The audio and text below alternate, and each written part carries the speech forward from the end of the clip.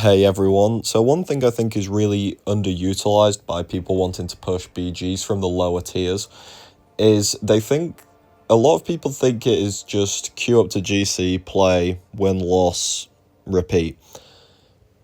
But there is a lot of stuff you can do outside of actually playing to approach a BG season that will give you a significant advantage over a lot of other people. It will make it easier to push higher, give you way better knowledge of your deck and how it works, give you some minimal advantages that over time will add up to a significant advantage. And it is all by doing very simple things. I'm not gonna this video isn't going to be like, go and do this 10-hour process. No, these are very simple things you can do to get a decent advantage. A lot of the people near the top who watch this will probably know this stuff, or most of this stuff, but hopefully most people will be able to at least take one of these tips, or maybe they don't do one of these tips as much as maybe they should do. So yeah, let's get into it. So the first thing I'm going to go through is, I think this is the most important one, especially because we've got this 6-week extended season coming up, and it's always rank for the final meta. People go into a BG season, and I've seen it a lot in my chats, people come in and be like, hey, should I rank this champ or this champ based on the nodes, because I want to push Battlegrounds this season. And my common response is, I will always recommend the champ that will be good for the final meta. And the answer is really simple. It's because that's the only meta that matters, realistically. You can gain a good starting point from the week 1-2 meta, in this case 1, 2, 3, 4. But if you play bad in that final 2 weeks, or have a bad deck, it doesn't matter. You will drop points, people will be more locked in, people will have better decks, better creations. So you always need to focus your rank ups on that final meta. In this case, it's Arms Race and I reveal my trap card. So you're looking to rank up very nuky champions. Because champs on attack with dot that are nukes are going to be outrageous. But yeah, always rank for the final meta. It will give you the best possible deck for the meta that actually matters. If you have spare rank ups, then sure, if you want to do a week 1-2 one, if it's a champ you really like, go for it. But if you are limited on rank ups, always focus on the final meta. It is the only one that matters, the only one you should care about. Yeah, simple as that. So the second thing I want to mention is about relics, and specifically you want to set relics for all of your attackers and defenders. With the addition of StatCast relics now, relics on defensive champs like your Zolas, your Serpents, your stuff like that are now just as important as attacking relics, and sometimes will give an even bigger benefit. You'll see here, every single one of my 7-star StatCast relics is assigned. For example, this Red Skull one for Zola gives him physical resistance and energy resistance, some pretty decent bonuses. All just because I clicked apply to this champion. You know, the same for Dark Phoenix. Some energy resistance, which is good because all the counters rely on energy damage pretty much, and armor penetration, just because I clicked apply. These type of things will help bring down your opponent's score because you'll slow them down or they'll take more damage. And on attack, for example with this Okoye relic, it will speed up your fights as well, leading you to get higher scores. It's very simple. Apply relics to all of your champions. There are still some of the 6-star Battlecast relics that are good. For example, we have Crossbones and Black Widow, Scarlet Witch and Kashala, Red Skull and Hulkbuster. These aren't as there is only a few of these that are usable nowadays, but they can still be very good. And because we can take relics to 6-star rank 4 now, if you can take a relic to rank 4 that is on a champ that you're using in your deck a lot, do it. You know, this Serpent one that I've got with this Hulkling relic and this Carolina Dean one that I'm planning to take up to rank 4 as well, I'm getting energy resistance and armor penetration on Serpent. That is just good. And as well, another thing to note, with the awakened abilities on these, it just increases the potency. Like here, this one's at high sig, it's nearly double the potency. So make sure to apply relics to all of your defenders and all of your attackers. Your deck should have all 30 champs have relics on them. It will decrease opponent's score and slow them down. It will increase your own scores on attack. It's just another benefit from a very simple task. Similar to the last one with relics, we're also going to want to set stat focus for every single champion, and Carolina Dean is a great example here.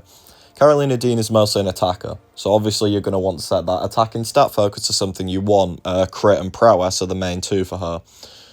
But you also want to set your defensive stat focus for every champion, because you might end up in a scenario in BGs where you have to place something very random on defense, like Carolina Dean, which did happen to me a few times last season, including once on the final day where Carolina Dean on defense got me a win. So it is feasible. This isn't just a hypothetical. This stuff does happen. But yeah, you want to set the defensive stat focuses even on the champs that you don't use on defense, and the offensive stat focuses on the ones you don't use on attack, because BGs, you could be forced to do the most weird random things possible. You can see here, every stat focus of mine is set to something that is at least beneficial. There is a few different options for every champion, but just make sure something is set. It's another one of those small bonuses for doing a click of the screen, like, that is very simple. And these things added up could give you a small win. Okay, I think this is the final one in this vein of little bonuses for doing not much. Masteries. Masteries, obviously, the main thing about masteries is making sure if you change your mastery setup for a BG season, that you then set it for your actual BG setup, because a lot of people accidentally don't set it, or are like, I'm not getting X benefit when I applied it to my mastery tree, and it's like, well, it's because you changed it, but you didn't actually set it for your BG's deck. So this is the setup I'm going with. I'm just quickly going through it to show. Some masteries I recommend. Despair is always good. Inequity and willpower obviously always good. Stand your ground can get you some very interesting wins, especially if the opponent tries to heavy spam and then they get resisted and clapped. So stand your ground can be a nice one. Block proficiency as well if you have extra points. One thing to keep in mind, I do have the extra mastery point from the Radiant store. So if you want to copy this setup and drop a point from somewhere, drop it from block proficiency. And then into the proficiencies tab, I have Dex at 2 out of 3 because I use Okoye a lot, and 2 out of 3 Dex plus max deep wounds allows her to counter Mystic Dispersion. I also do have Mystic Dispersion maxed out, and I also have Stupefy maxed out. You know, these are some of the key masteries that you should be running for pretty much every meta. Obviously, unless you don't have Okoye. If you don't have Okoye, drop Dex to 1 out of 3. But yeah, this is my generic setup. I do change it every now and again for metas, but this is the base setup I go with. And the thing that's important about this is I haven't changed anything from last time, but say I'd have just changed a load of stuff. You just need to make sure you go back into BGs, get past the 50-second load time because game bad, and this little button below Battle Deck, make sure to click it. Do not turn this warning off so you don't accidentally change your mastery setup, but yeah, make sure you set those masteries. Okay, now for a tip that might take a little bit longer to do and think through, but it is one of the most important ones. And it's to make sure that when you make a deck for a BG's meta, that you can counter every champion in your own deck. Not in other people's decks, in your own deck. Reason this is very important is I've seen a lot of cases, specifically with a certain Cat Britain, where people will put Cat Britain in their deck, but then not have counters for Captain Britain in their own deck. Which, if you put a champ in your deck, you are then obviously wanting that champ to be open, right? Sure, if a champ gets banned, it could be ban bait, but you are wanting that champ to be open to place on defense, use on attack, etc. If you put a defender in your deck, and then that defender gets left open, you need to have counters for that defender. Because it is likely if the champ is left open that your opponent has it as well. You know, so if you put Cat Britain in your deck, just as an example, you need to have Jack or Solvark or Maker or a combination of those ready. Don't put champs in your deck without their counters in. So an easy way to check this is quite literally just go champ by champ in your deck. Go through all 30, even the ones that aren't really defenders, and be like, okay, if this champ gets put on defense, hypothetically, who could I use? And just list them off from your deck. And if there is any champ in your deck that you can't think of a counter, or you only have like one, maybe. Yeah, for some one is fine, but for others, if you only have one, either remove the champ from your deck and ban the opponents, or think about ranking up other champs that counter that defender. It's a really easy way to make sure that you don't get caught, and to make sure that your deck is well made and well structured. Just go through each champ and be like, who counters this? XYZ. Okay, good, they can stay. Really easy. Does take a little bit of time, and you might not know all of the counters, but yeah, just make sure that there is at least some counters in your deck. So the next tip is to do with rerolls, and there's like a bit of a stigma of using rerolls early. People say that you're tryharding and like toxic and stuff, but stack and use rerolls as early as you want. You want to push through BGs as efficiently as possible and to as high a level as possible. So with rerolls, there is 5 a day. They cost 2k tokens total. Start stacking them even into the off season. It's literally that. You want as many rerolls as possible because the game is so counter-driven now that you want them at a second's notice.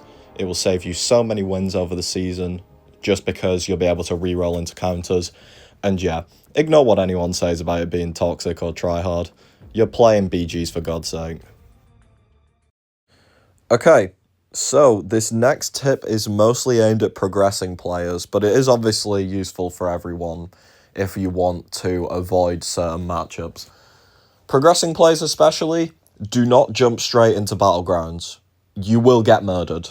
It is as simple as that. Victory Trap matchmaking could match you with anyone. If you jump in at minute 1, you could run into me. Like, it is that simple, you know. The Victory Trap matchmaking purely goes off tier, and everyone starts in the same tier if you got to GC. So, if you're a progressing player or a player who only just hits GC in a season, just wait around. Just wait a bit. You'll see I've circled. People will be grinding hard from the start for these Radiance objectives. So, just think about when you play. Don't play right at the start.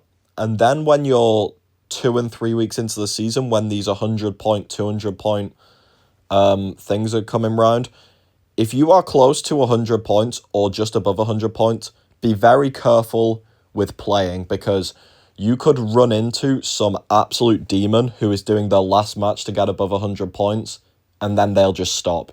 You know, people will play the bare minimum, so near the end, like the end of week 2, they will go for it. Okay, so the next one is you don't always have to queue into the Glad Circuit. The main thing about this is if you want to play games, but you don't want to sack your score, exploit friendlies mode and the newly coming unranked BGs. You don't always have to queue up into the Glad Circuit. There seems to be a lot of people who are just like, oh, I queued up because I got bored. Play friendlies. Play unranked. Watch other people play, like, watch other people play streams and just, like, chill and, you know, maybe pick up some matchups from them, stuff like that. But you don't always have to queue up for GC. Exploit friendlies. Exploit the newly unranked mode and essentially just lurk and watch other people. You might pick up some new matchups you haven't thought of. You might pick up some other tips you haven't thought of.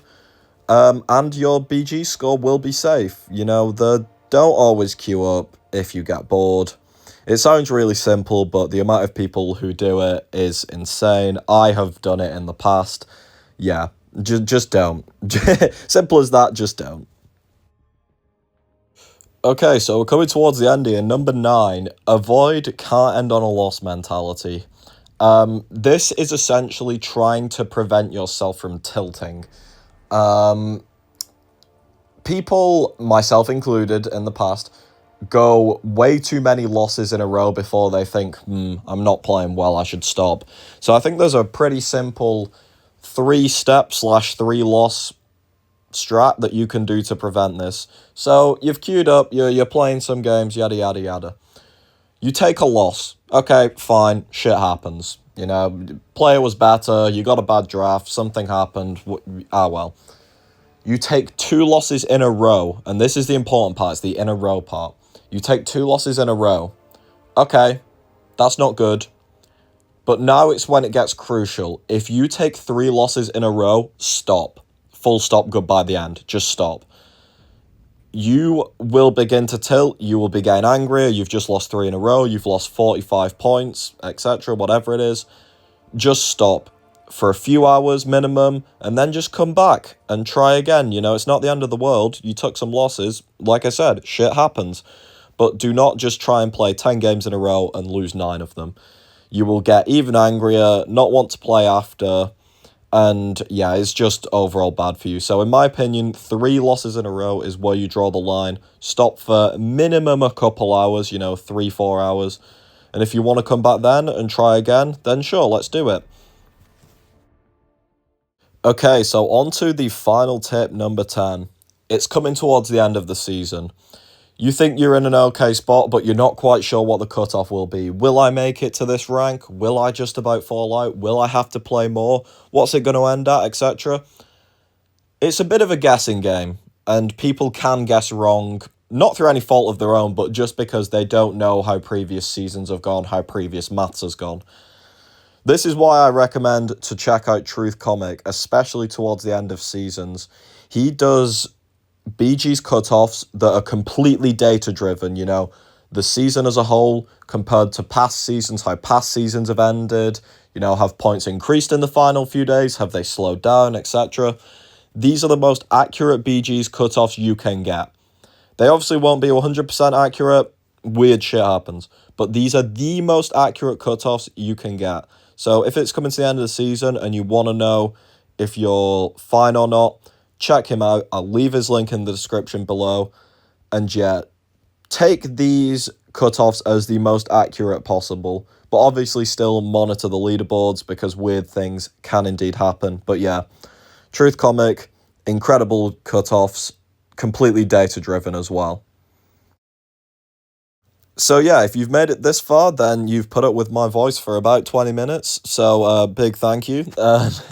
Hopefully at least some of these tips was helpful to everyone who's watched. Obviously, some of them might seem very obvious, but they are still like it's very good to still say them and mention them. So yeah. Thanks for watching, everyone. Hopefully this helps you push further. So yeah. Thanks for watching. See you all next time.